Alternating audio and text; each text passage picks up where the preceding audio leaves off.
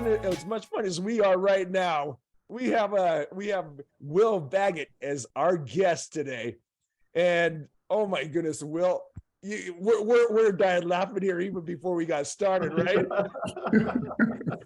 Man, yeah, man, what a great conversation, great opportunity to join you guys here, man. So much synergy, and love the energy you guys bring to this platform, and just excited to be on with you guys today. Well, thanks for making the time, and for the audience, I came across Will, one of his articles, and just like, I gotta reach out to this guy, man. Oh man. and Will is, as you can tell, he has a ton of energy too, and he's a leadership development consultant, and also a 2 times author, as well as a brand strategist and storyteller. But in speaking with Will, you're going to find that this awesome individual has done some stuff, man. Thank you, man. Oh, we haven't even gotten to the good stuff yet, man. Well, Will, rather than me belaboring the point and reading stuff and such, why don't you tell us a little bit about yourself there? Yeah, you know, I'll start where it all kind of started, man. I was 6 years old. Yeah. And I don't know if you remember the movie Street Fighter that came out in like 94 with Jean-Claude Van Damme. Yeah, so I had an obsession, man, with like movies and talking and oration. I just loved it. So I memorized the entire movie, all hour and a half of it. I mean, every syllable.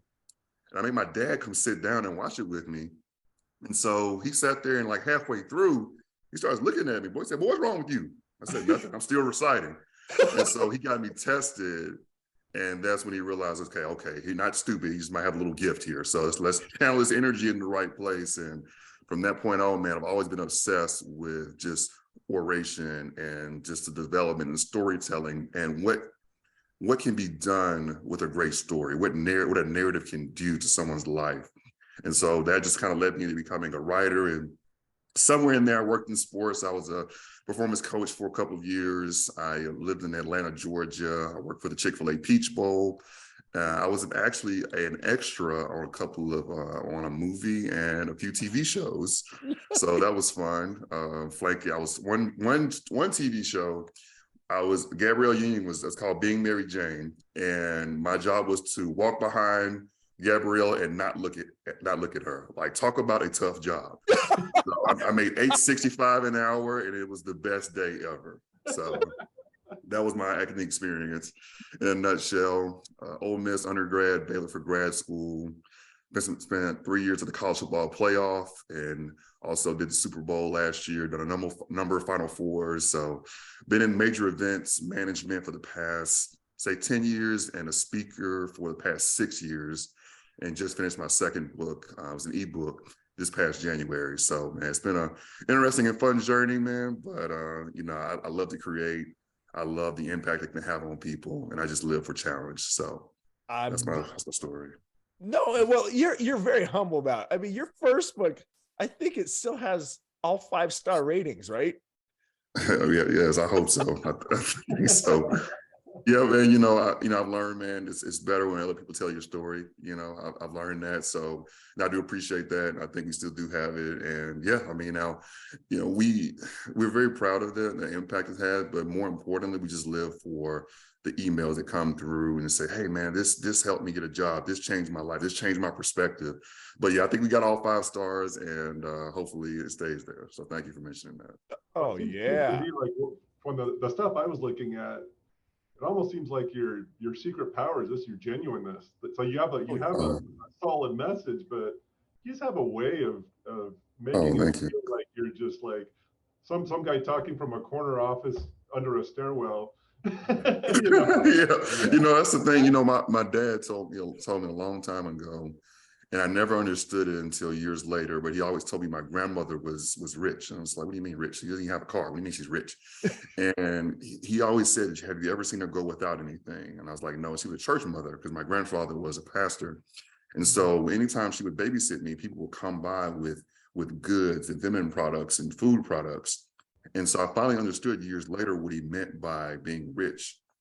he meant that she was rich in relationships. And so ever since then, I always tried to be rich in relationships and social capital and genuineness, because there is a lot of distractions. A lot of people are trying to get over and do different things. But, you know, I have to go to bed every night knowing that what I did and what I put out into the world will come back to me, good or bad. And so that's what I tried to kind of model. What? Okay, as dorky as this phrase sounds, it just came to me. Go ahead. You exude awesomeness, man. Oh, thank you, man. Thank you. You really do. And just hearing about that upbringing and that character, and going back to a little bit what Gary said there, in looking at what you went through in order to become where and continue to progress where you were. You brought up your parents, right? And your father too. And there's something, when I read this portion of, I can't remember what article it was, but your father would always, and your mother would say, always carry yourself in a respectable manner, and especially protect the family name. That's right. That's right. You That's know, right. that and be nice. And be nice. That was a big one. Yeah, and be nice. Yeah, it was very simple. But, you know, my dad, you know, he wasn't like Stalin with an iron fist, but it was pretty close. You know, he expected excellence. And, you know, when he saw, I have two brothers, when he saw our capacity, he never let us dip below that. I think that's his greatest skill. So now I'll tell you the story, and this is a true story. And he, you know, he knows I tell it, so he doesn't really mind. But my dad's nickname was Work Clothes when he was in high school. And so he wore his overalls, work clothes every day to school, because he was worried about getting out of school to go to work at the gas station from 3 to 11, right? That was his whole MO in his mind. And so it came up to senior year in graduation, and he just for whatever reason, just couldn't make Y equal MX plus B in slopes and algebra. He just wasn't feeling it. And so he ended up paying his math teacher, $60 to pass him in high school. And he graduated. That's how he graduated. And you fast forward years later, my oldest brother won 3 science fairs and got a full scholarship for building a computer. And I got the highest average in my entire school for pre-algebra when I was in 7th grade. So I credit that to Kim. He never once knew what our homework was about, but he knew our capacity. And he never let us dip below that. And so I respect him for being able to hold that standard, even though he didn't know what any of those letters meant. And so that was a huge thing for us. Oh my gosh, I'm getting goosebumps just listening to this stuff. just to know that he wouldn't let you live below your capacity, and recognizing that and driving that forward in you. And the thing is, audience, you might be thinking, hey man, it's all about the dad and you know what, all cool stuff. But the fact of the matter is, I mean, if we could get a little personal here too, I saw also that there was one point when there was a lot of financial struggle as far as loss of jobs and such, and just things that you went through in order to understand, well, even amidst all this tough crud, you found a certain resilience. I'm just wondering if you wouldn't mind sharing. Of course, absolutely. Yeah, absolutely, man. So I would go back to, I think it was February 18th, 2003. And we were coming home from Bible study. And as soon as we got home, we saw smoke in the air. Like, what is that? And our house was on fire. And so, usually I would stay home while my parents went to Bible study, but it's that specific day. And I'd be home asleep, you know, I'd be home when I'm doing homework, I was asleep. And so that particular day, they took me to Bible study with them. And, you know, we came home, and it was devastating to see your house on fire. And, you know, I can the smell. It's the smell. Like, I don't even know how to explain it, but there's nothing to explain the smell of the burning wood mixed with water. And it's the weirdest. If I smell it anywhere I go, I know exactly what it is.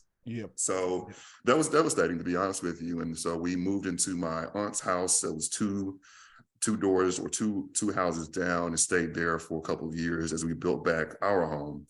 And in the midst of that, you know, when we got back into our new home, my dad suffered 2 aneurysms. And so if you look into anything about aneurysms, one will take you out. He had 2 in a week. And on the second one, it was, I think, Tuesday. It was August 2006. It was on Tuesday. I'll never forget that. And it was 6:46 a.m. He called me on my cell phone. He said, son, come into my room and don't be afraid of what you might see. I'm like, what do you mean don't be afraid of what you might see? So my mom's already gone to work. And so I walk into his room and my dad's sitting on the edge of the bed and his body fluids are gone. So if you know anything about transition, you know what that means. Yeah. And so to this day, and even before then and after then, he's never had an issue with any incontinence or anything like that. Yeah. But that day, his body fluids were gone. So he said, call your mama, tell her to come home. So I called my mom, she rushed home.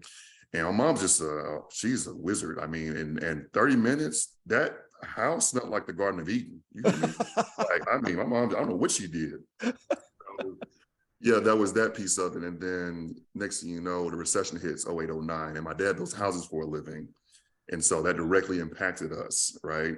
Then my mom was laid off. And my mom was rear-ended in a car wreck. The guy was going 65 miles per hour, hit her from behind at a dead stop. Oh, and they said the only thing holding her neck on was skin. What? So we had to deal with that. Absolutely, yeah. They had to fuse her neck back together. So we had to deal with that. Then 08, 09 hits, we lose the home that we built back after the one that was, that was burned down by fire. Yeah, absolutely. And so my mom and dad moved into an apartment in Oxford, Mississippi. And I'm in Starkville in college doing my first year of college there as a freshman. And to help them out, I decided to transfer schools back to Ole Miss so I can be closer to them and help them out. And from that point in time, I started working at Walmart. I worked overnights. So I was working 10 p.m. to 7 a.m. I was on aisle 4. I had the ketchup, salad dressing, Lipton tea, and the pickles. And, that's when I learned that was the best aisle in the nation. Like, I learned that how you do anything is how you do everything. So even in the midst of that, I knew that wasn't my destination, but these things transfer. So how you tie your shoes, how you go about your life is going to transfer to other aspects of your life. Yeah. And so just went through all of that, man. And it was just a lot just at one time. And then there was some, of course, financial hardship. I'm just in college. I'm just trying to make it through. And it just really was eye-opening because we grew up, I would say, privileged from the socioeconomic status of where I was from.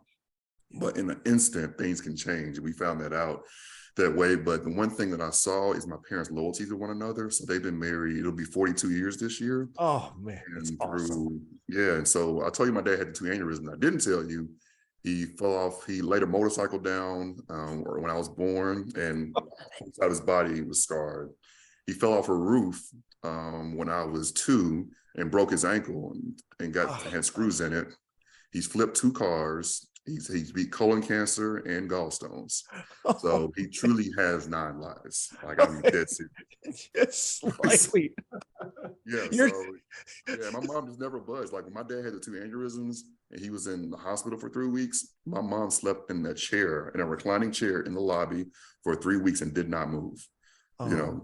I mean, we had six cars at home. We had, money in the bank. She did not move. And so that really showed me a lot about my family's resilience and what we were made of. And I think that kind of catapulted, me into some other arenas. And the last thing I'll say, I think what pushed me into writing the book that we first talked about is that when I was in college, I was in high school, I was in an accelerated or AP English class. And at that point in time, you're talking about mid-2000s. And so culturally, I was in the culture. So I had about a 2X shirt. I'm not tall.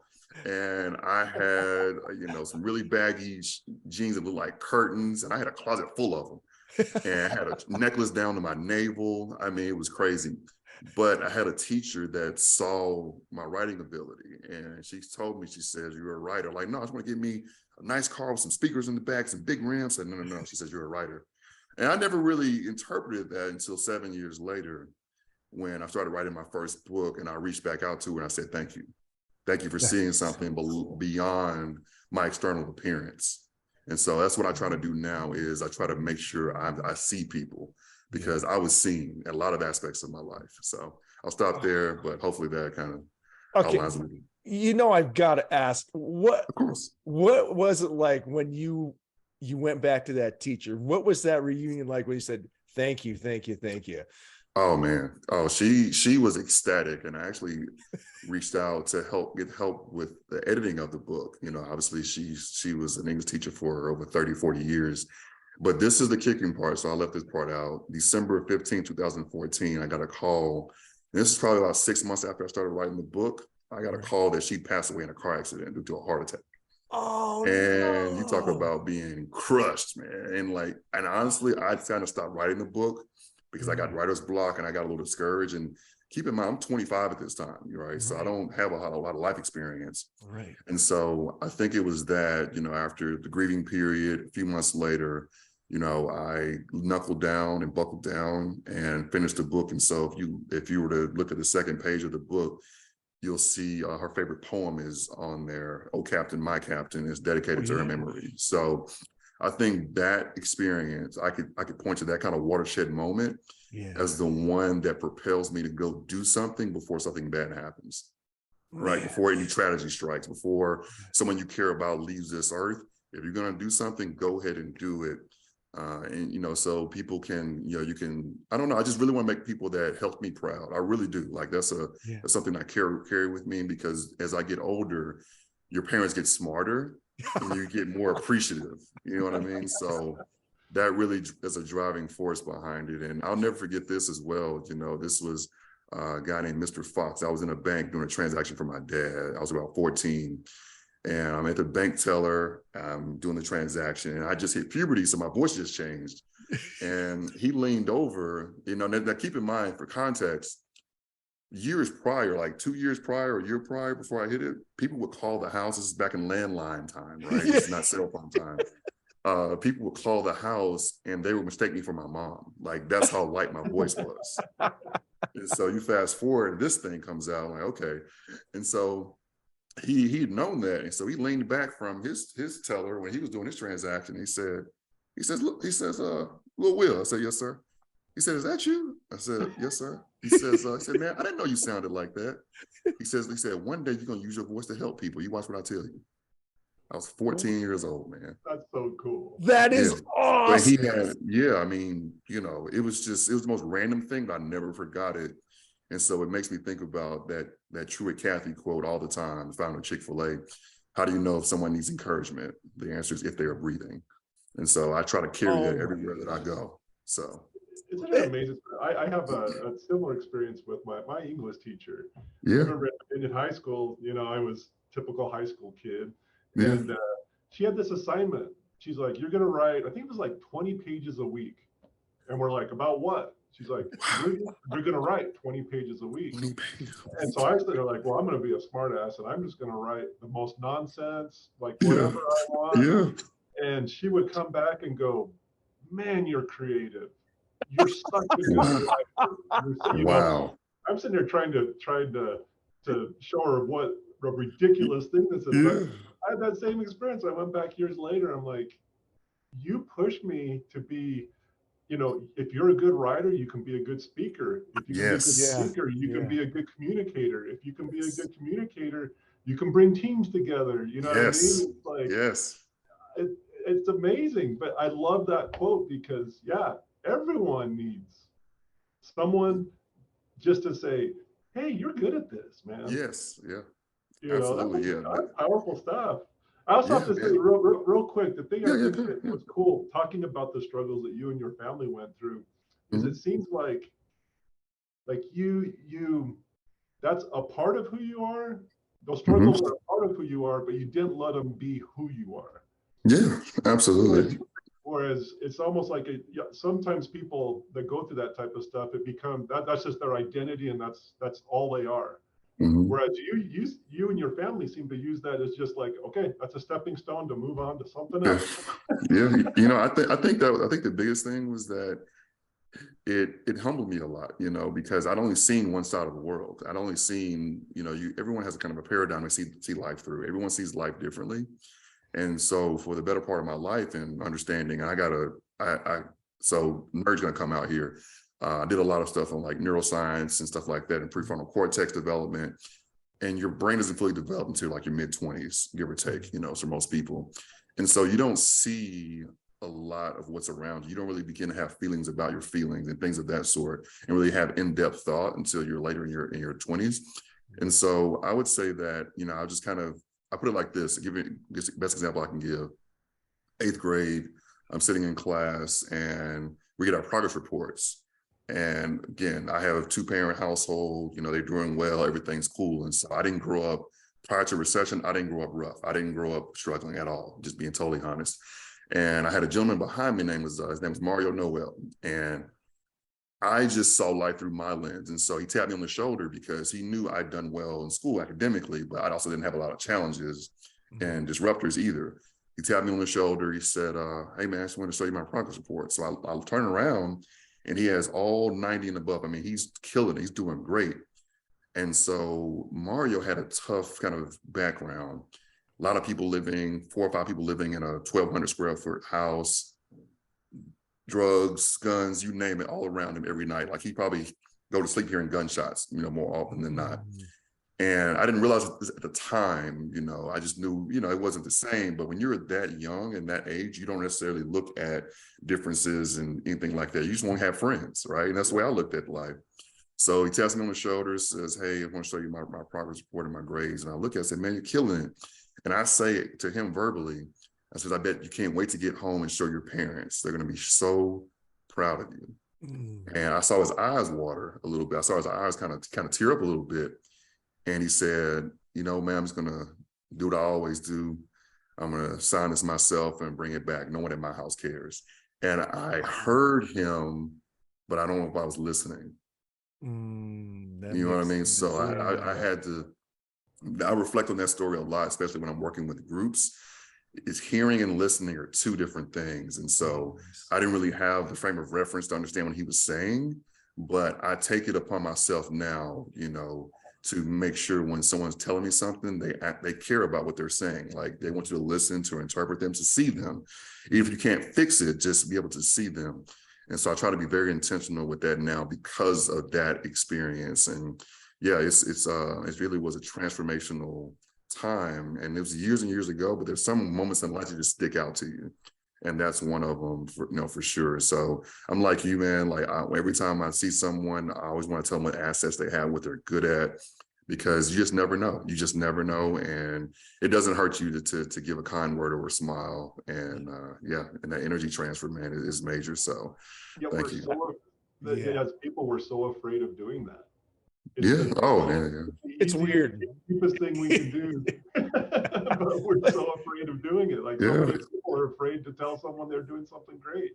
Yeah, well, I've learned that, being able to be a great assistant or being second, like for instance, in one of my business ventures, Monetize Your Message, my mentor leads the charge with, the content, Darren K. Roberts. And here's the reason why. He's my senior, obviously, former professor, he's an NFL coach. He has gotten at least 10,000 hours more reps than I have right now. And so people say, well, why don't you just go out and do everything? Like, I need to learn. I got to sit in the hip pocket. I got to learn. Like Adam Silver, the NBA commissioner, sat behind David Stern for 20 years before he stepped into that. And so I think now there's such a pressure, or there's an internal pressure people feel to just jump out and step out without having done research and development and done that. So you see behind me, like there's over 110 books. Yeah. This is what I did from 2010 to 2017, right? I still read some, but not as probably much now, but I wanted to be a speaker. And like you said, if you're a great writer, great reader, you can great orator, great communicator, a great team leader, a great everything, but everything starts with communication. And so that's why I love how you said that and how you put that. And it's just kind of that chain reaction that comes from it. And like I said, I wouldn't be here without that. But I think if anything, and this is what strength coaching taught me, is that we came in and our mentality was no excuses, right? Everything that we do was on us, our habits, and we always wore these wristbands. And actually, I still got it on to this day. It says confidence is a choice. And if you see the one, been on for 10 years, man, and never take it off. The ones are in place of the I's. And the reason the numeral 1 places the I is because we always said to ourselves and to our team, I have the ability to do one thing 1% better, one day at a time. Yeah. And that was our mentality. And so I think coming from that world and coming to the so-called civilian world helped a lot, because it's close to military style. At the B1 level, it's close. Like it is very close. 4 a.m. wake up time, 6 a.m. starts, cleaning. You got 10 minutes to eat breakfast. I mean, it was quick and fast, but definitely wouldn't be where I am without it. And the one thing my coach told me says, you want to be a great leader, you got to be the best assistant in the nation. You got to be a great assistant. So he told me, he says, if I'm ever working for you, I'm going to be the best assistant you ever had. And so that mentality, and this is a guy, you know, over $500,000 a year, you know, just, I mean, killing it. Yeah. But he always kept that mentality. If I'm ever working for you, if something goes this way or that way, I'm going to be the best assistant you've ever had. And so I've channeled that in my own life to be the greatest assistant anyone ever has. You know what I love about everything that you're saying here, Will, is that you don't become better just for the sake of becoming better yourself. In every aspect I've seen, it goes back to what your dad said, be mutually beneficial, right? Yeah. Yep. And it's amazing to see your cycle of developing yourself, but then you give it right back and you make people around you better. And I think that's why and just listening to this, I mean, I feel like I'm in a TED talk right now. Right there. Red carpet. Oh, I love that. Thank you, man. I just applied for my first one, so hopefully it comes through. Oh, it will. It will. Yeah, they need to hear. They really do need to hear the message, because I'm looking at all the things that you've done for yourself and the achievements, and it goes back to what I just mentioned, that you give it back. You started a lot of different foundations. You have that the Texas Regional Sports Summit. There's something else that I had seen there that you had started. What was that? It's going to drive me nuts. I know that it was to help others. And giving them all kinds of developmental opportunities there. Thank you. Yeah. What's that like? I mean, here you become, and now you're giving back. What are some of the things you've seen? Man, you know, it's one of those things. I try to do so much and I forget what I've done. You know what I mean? If I can remember every aspect or every conversation, then I'm not doing enough. You know what I mean? Yeah. And so I had a buddy literally tell me yesterday at this power breakfast at Chamber of Commerce.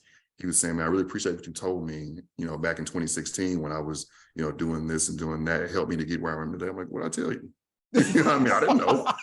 And I was dead serious. Like, what'd I say? You know, because my kind of natural, where I fall into, my natural selection is to encourage somebody. Yeah. And I've always, you know, I've always kind of lived by the quote, this a Navy SEALs quote that says, we don't rise to the occasion, we sink to our level of training. That's why we train so hard. And so I think when someone has a great foundation to fall on, so to speak, or to rest on, so to speak, it gives them encouragement to get back up. And so with the Texas Regional Sports Summit and everything else, it was always meant to kind of put it back in the bucket, so to speak, just because that's how I was raised. And, you know, I've had a lot of great opportunities that I realized were not normal, especially for a young African-American male, just being totally honest. And the biggest thing, even with the first book, was about mentors being like a kind of handheld mentor, because you can't always choose your mentors. You can't choose your parents. A lot of things you can't choose. And so I realized that there's a lot of people that came up in situations that were out of their control.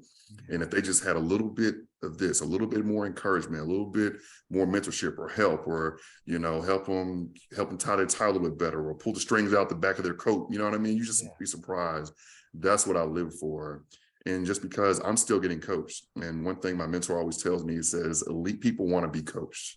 The average people get offended. And so I lean on that, you know, heavily to make sure I'm continually getting better, because, you know, every year, what makes me proud is I have some clients I work with every year as a speaker.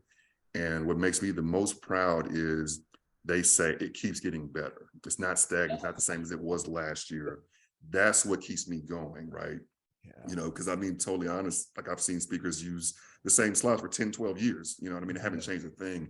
And we always, like I said, as coaches, talked about what got us here won't get us there. And so we got to keep getting better. We got to keep doing, because no one, it's like the Los Angeles Rams, last year Super Bowl champions, this year no playoffs, right? People aren't going to sit around and let you dominate them year after year after year. People are going to get better. Yes. And so you have to be sharpening your sword as well. And so that's what I've seen a lot of. Do you know what oh, this is awesome. I'm sorry. Go ahead. One thing that just really hit me with all this is, I don't think I've ever really thought about this before, and just listening to you, Will, kind of clarified it for me, is I think everyone's going to have a mentor, whether we choose it or not. Like we have so many unintended mentors in our life. I'm thinking back to our interview with Bernard Tomey, where he grew up in a, kind of inner city, really rough life. And it's people who give you, what was the word, Maurice? Kind of your acknowledgement, people that are telling you who you are. And there's always someone there to kind of tell you who you are. And so it's almost like you are mentorship with a purpose. You know what I mean? Like it's like active heat-seeking mentorship. Like you are amazing. You're good at this. You're good at that. You know what I mean? I think as a son of as a grandson of a pastor, and my brother was a minister for a few years. For me, I genuinely don't like seeing people unhappy or not doing well or not living up to their potential. Like I just don't like it. I think because I know what it feels like to be there. And you sometimes people just want to be heard, want to be just reached out to. It's just an encouraging word would just change their whole life and perspective. And so, I try to embody that, man. But it is honestly amazing when you think about mentorship and where it comes from, because I had such a great foundation that I was around some stuff. Like I've seen a lot, but I had a great foundation to where that didn't rock me from it. But if you come up, and that's all then you're going to naturally select to that environment. And so it's kind of like when I would talk to some groups, I would say, you have a brand by design or by default. I think you're saying the same thing about mentorship. You have some influences in your life by design or by default that move you in a certain direction or move you in a certain way of thinking. And I think the biggest thing I try to do is just to remain open-minded. To remain open-minded, because everyone that you meet knows something you don't know. And so, and everyone I believe has a good bone in their body. Most people do. Most people have a good bone in their body. It's just about finding it, getting past those layers and understanding that some things people experience or things they went through wasn't their fault. Right. And so we shouldn't prejudge them based on these things. And honestly, the biggest thing is kind of like going back to my teacher that saw beyond my large clothing and look at, what I mean? She saw something beyond that. And so I want to be able to see beyond what any exterior, what the media may say, or whatever that may look like. And just because I've seen a lot of different sides of it, I've seen friends go through life-changing situations, and I'm there. And like even my friends at TCU, they went to the national championship last year, came up short, right? But I'm there every week. We're still coaching, and so I've learned how people can get on the bandwagon when everything's going well. But I tried to pride myself upon being around no matter what's going on. I'm going to be there to support you. And that's what I expect in return, because you just never know where things can go. So I think it's important to just put out what you want in return, man. Honestly, that's the biggest thing. Man, so there's Peter ambassador right here, man. No, there's just so many lessons to be learned. I mean, you could write an encyclopedia of Will right here. Oh, thank you. What comes to mind always, though, is your ability to adapt. You don't just sit around. And on top of that, just the what you just said there about loyalty. Well, you didn't come out and say loyalty, but regardless of whether the going is tough or the going is the bandwagon, woohoo, you're always there. And that's not an easy thing to do for many. And including me, right? You just, hey, time's good, we'll go with the flow. But at the same time, going with the flow, one of our guests says anyone could go with flow, even a dead fish, right? Wow, that's good stuff. It's one thing I've learned, man, is that when it comes to being loyal or being in place, I think I'll give you an example. The reason I've continued to follow the same guy around all these different institutions. Wherever he goes, I go. Because in 2020, I got really sick. So I had hyperthyroidism, but I wasn't aware of it for 6 months. And it was August 17th, 2020. I'll never forget it. I got a FaceTime call from the head coach, strength coach at TCU, head strength coach, Kaz Kazadi. And me and him been tight since 2012. I walked into his office that first day, and I'll never forget it. I just switched from wanting to be a strength coach to going to the business side of sports. Right. And one of my mentors from Ole Miss, Jamil Northcutt, said, "Hey, when you get to Baylor, go in and meet with Kaz Kazadi. He's the head strength coach. Me and him were roommates with the Kansas City Chiefs." I said, "Cool, yeah, I'll go meet with him." So I walk in, I got my khakis, my polo on and everything, and I walk in his office, knock on the door and everything. And I said, "Hey, my name's Will, and I'm here. I used to coach, but I'm here to get my business and sports degree and everything." He says, "We'll start right there." He says, "I used to coach?" I said, "Yes, sir, but I'm switching over." He says, "Wait right there." Went outside, brought in the entire staff, all 15 people sitting around. He says, "Tell them what you just told me about how you're going to start coaching for us this year." And if you see a picture of this guy, you do what he tells you to do when he says do it. I said, "Yeah, so I'll be here tomorrow morning. Let me know what I should wear and where I should be." And for the next 2 years, I was coaching every morning up at 4:15 a.m. And this was in addition to a full-time graduate school class schedule and also working for the American Football Coaches Association. So up at 4:15 at the weight room, no later than 5:30. We start at 6, out by 8, go home, shower, eat breakfast at AFCA by 8:30, there till about 11, go to class, back to work, back to class, then back to the weight room to clean up and set up for the next day. And that was my schedule for like 2 years. Oh my goodness gracious. What was he doing? In your words, what was he doing? Why did he do that? Honestly, he is a psychological genius. So he comes from the Congo, right? So he made it out of the Congo. Like it was a lot of hardships they faced. Yeah. And so basically he actually got a citizenship, in the last 10 years. I mean, just a lot of things he's done, but he just understands people. He understands what gets him going, and he expects excellence. Like one time he kicked me out of a meeting one time because he could tell I was sleepy. My eyes were glazed. Kicked me out of a meeting. He says, "You're not ready to be here. Kick me out." But I think it was the standards because, again, when you grow up in a privileged environment, you kind of skate through a lot of things because of who you are, who your parents are. Yeah. That was the first time I got broken to the point where nobody cared who I was or who my parents were. They like, "Hey, this is a job needs to get done. We do it at this level or not at all." Yeah. And so I think that shaped me a lot. So why I tell that story? Because that same guy that said, "Hey, you're coaching this tomorrow," he's the one that FaceTimed me on August 17, 2020, when I'd been sick for 6 months, and I didn't know what was wrong with me. He FaceTimed me, asked me how I was doing, and I was honest. I said, "I'm not doing well, coach." He says, "I'm on the way." So he drove from Plano, Texas to Dallas, where I was, about 35 minutes, to pick me up and take me 4 minutes to the hospital. I lived right beside the hospital, but never went.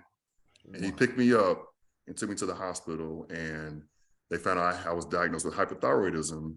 Basically, your thyroid number should be between 0.8 and 1.8. That's kind of your number. Mine was 7.4. Oh my gosh. My heartbeat was 40 beats too fast. Yeah. And they told me that if it had gone untreated for, another, a few months, it would have taken me out. Oh. And so when people ask, like, why, I'm coaching, why am I here? What you doing? Getting up? Why you driving away to Fort Worth? I said because of loyalty, because I probably wouldn't be here. I know I wouldn't be where I would be professionally, without him, but also physically, in the physical living sense, without him. And so, I'm coaching. 10 years later, I'm coaching. So, oh my gosh. So, yeah. And that's cool though, is because, here's someone that says such a hard nose on one side, but it's balanced by, but I got your back on the other side, 100%. Yes. Yeah, absolutely. Yeah, even he went through some things at Baylor when the whole scandal came down. And so I was, so that he was caught up in that. And here's the thing, though, like I was in the meetings when he told the guys how we treat women. I was in the meetings. Yeah, I was in the meetings when he gave the PowerPoint presentation on No Means No. I was there. Yeah. And so beyond the scope of this conversation, when some things went down with him, I had his back. That's the short answer to that. Yeah, that's the short answer to that question. To that scenario. Never left.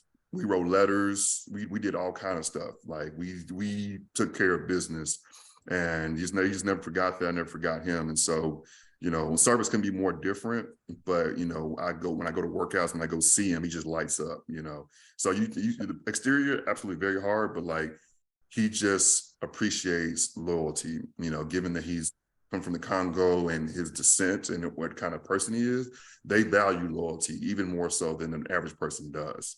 Yeah. And so, you know, that's what I try to exemplify. And it's obvious that you do exemplify it. Everything that you've been able to do, all the different teachings that you've taught. I mean, and you're humble. I know you won't bring this up, but I will. That loyalty and just that care and understanding of people and making everyone around you better. I'm looking at some of the things that you've done. You've been recognized by the White House, right? By the White House for what was it? Department of Communication for outstanding service to the President of the United States during his time in the college football playoff. What in the world, man? And you don't have to spout that because everyone else is going to do it for you because they understand that before the title or before the accolade, you've already built that credibility up with everyone. So that never needs to be brought up. And that's what stood out in this interview with you, is that you are that kind of individual. And I can't thank you enough for being that kind of individual. Oh, you know, I can't thank you enough, Mo, and Gary, for the research that you put into your craft. You know, one of my favorite podcasts is How I Built This with Guy Raz. And I listen to, my favorite podcast is the one on how he prepares for his guests. Right. And so I feel as though there's been like a similar, if not even a more tailored and specific and just want to approach to this interview. And so from the bottom of my heart, just thank you for just your interest and just reading up on my story. I mean, I'll tell anyone, no one can argue with the fact it feels good to be known. It feels good to be appreciated. And so I want to tell you, thank you, you know, for just everything you've done, everything you guys have just, you know, looked up and stuff I've forgotten about, honestly. You know, I try to just outserve yesterday's version of me. Honestly, I want to outserve yesterday's version of me. So thank you. Since you're well, first of all, you're very welcome. I mean, that is high praise coming from you. Yeah, no doubt about it. But I got to throw in one more adjective into our because, you know, as I'm sitting there listening, you know, you talk about confidence, you talk about loyalty, you talk about kindness, but all that kind of the glue, it creates this competence. You know what I mean? Yeah. Like I always use the example of, so I used to work in a trauma center as a nurse, and you know, you'd have people come in, and sometimes the doctors, there were the ones that would like lose their mind and yell at people and freak out, and then there were the other ones that were just calm. Man. The ones that were the calmest were the ones it was all about competence. You know what I mean? Yeah, man. Yeah, can I talk about that, man? Oh yeah, man. You know, man, there's, you know, one thing we talk about, you know, as coaches, I keep saying, coach, is the monotony of success. You know, keep showing up, just literally keep showing up. I've learned 70-80% is just showing up, just being present, being in the room. The things you'll glean, the things you'll learn, the conversations, the relationships you'll build by just showing up. Oh yeah. That's the monotony of success. The kindness, the competence, the confidence, the loyalty all cost $0. All cost $0. But that's part of the monotony of success. And Coach Koss talks about it all the time. He says, those that can do the same thing every single day, day after day, at a really high level, the same old stuff, those are the ones that will succeed. Yeah. And so being able to wake up in the morning, understanding you're not going to feel motivated every morning, and then let discipline start to kick in when motivation is down, you know, if you're really about your salt. And so really have gotten to learn to train my mind to be disciplined, even when I don't feel motivated, right? Maybe raining outside or whatever, and I got to get disciplined. And so one thing you talked about is the calmness. So one of the best leaders I ever had, and it's kind of tied into the White House story a little bit, a guy named Michael Kelly, who hired me at the college football playoff in 2017. The backstory to that is I applied for a job there in 2016 that I didn't get selected for. So one of his subordinates, you know, I was interviewing for one of their positions, and they went a different direction. But Michael and I, the COO, hit it off so well. he began to follow me on social media, and 9 months later reached out to me and says, hey, I'm creating a position just for you. You come work for me now. And so you're talking about, this is a staff of 17 people. So it's not like people didn't know I was there 9 months ago, you know, getting turned down from the job, but it was the best thing that ever happened to me. And one thing Michael always preached, he had it framed up in his office, was keep calm and play to your strengths. That's always we talked about. And so when I walked out of the office, my very first week, it was the week of August 2017, the first week of August. It was on a Friday. I was walking out at about 5:15, and he said, hey, Will, come here. I'm like, shit, I'm about to get fired, man. I ain't been here 5 days, ain't found the bathroom yet. I'm about to get fired already. So I walked back to his office. Yes, sir. He says, I wanted to just tell you that I'm glad you're here. He says, I just want to tell you I'm glad you're here. That's it. There was no monologues, no like long diatribe. I'm glad you're here. And I can't tell you what that did for my confidence level, just to know that you're appreciated in a certain environment, especially one like that, right? Because sometimes people get blinded by the brand and don't look at the people within the organization. And so him creating that environment for me helped me get over the fact I didn't get the job, you know, months prior, and had to deal with that kind of internal like confusion or just uncertainty. And he walked me through every step of that process. The other part of it was 2018, the first year that year of the championship. It was in Atlanta. It was Alabama versus Georgia. That's the year that Tua got put in for Jalen Hurts at the halftime. So I was there. That was an amazing. That was my first CFP championship. So I was in the opposite end zone watching. But what led up to that, I'll never forget. And so that was the very first year we did mobile tickets. And I don't know if you know, but the average football fan at that point in time, and even to this day, the average college football fan is a 55-year-old male with a flip phone. So that's what we were dealing with. And we were trying to implement mobile tickets. So we come to Atlanta, and it was the coldest it's ever been in Atlanta in January. And every time we went somewhere, it's never this cold here in January. And lo and behold, we come, it's always cold.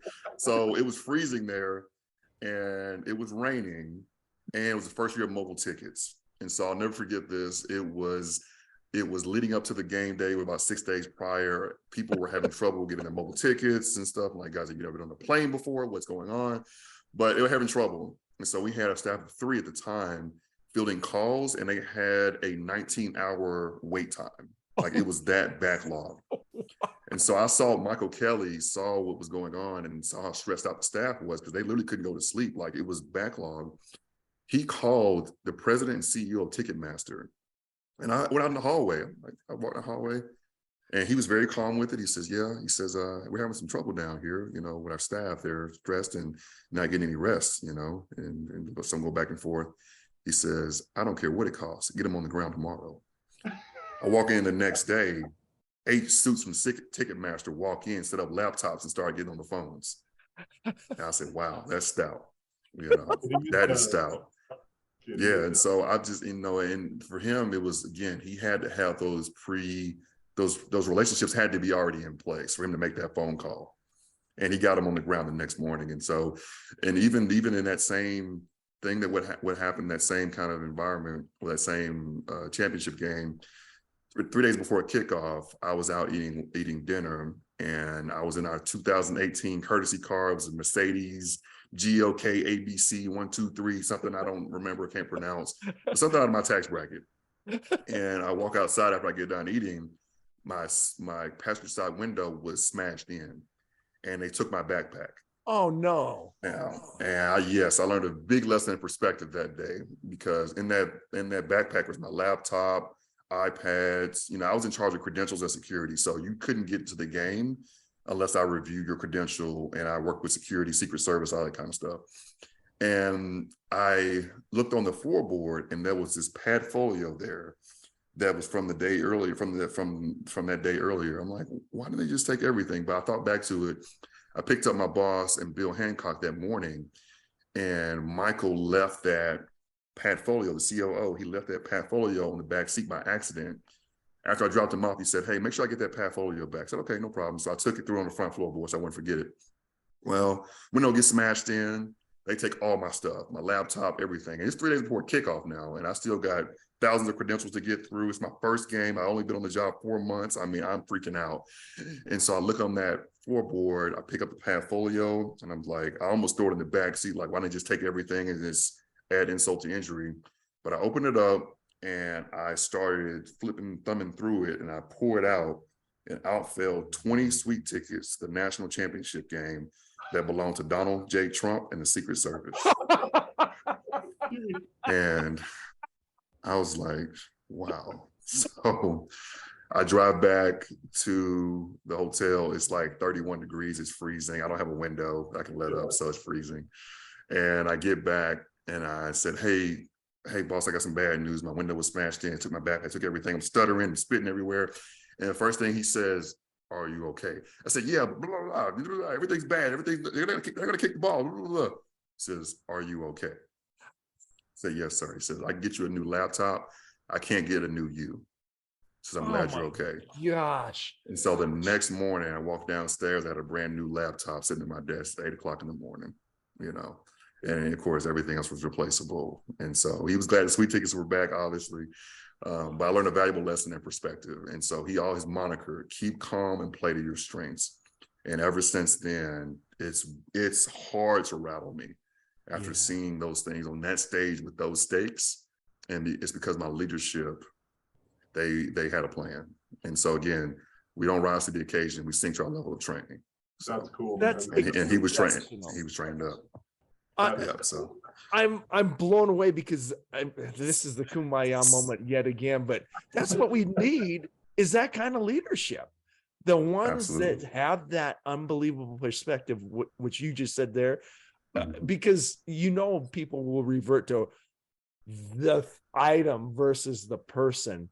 Oh my goodness gracious, that was amazing. Thank you, man. Thank you. Yeah, I couldn't leave that story out. It changed a lot of what I see and how I go about life, how I go about business, man. But if you can't see anything else, man, like I would always say this, I've had an embarrassment of riches of parents and mentors and leaders. It'd be really hard to mess it up with the people I've been around, so I credit them for everything, man, honestly. Well, I can't thank you enough for sharing these amazing stories that made me a better person and makes me want to go high five every rugby player today in practice and all that good stuff there. Yeah, well, please do, man. If you, like I said, man, if you ever need me to, lay anything on them, man, like I said, free of charge, happy to ever do anything for you I can, man. Encourage your team. Well, like your grandmother, you are rich. You are. Oh, thank you, man. I appreciate that. That means a lot. I don't know a greater compliment than that. Thank you so much, Gary.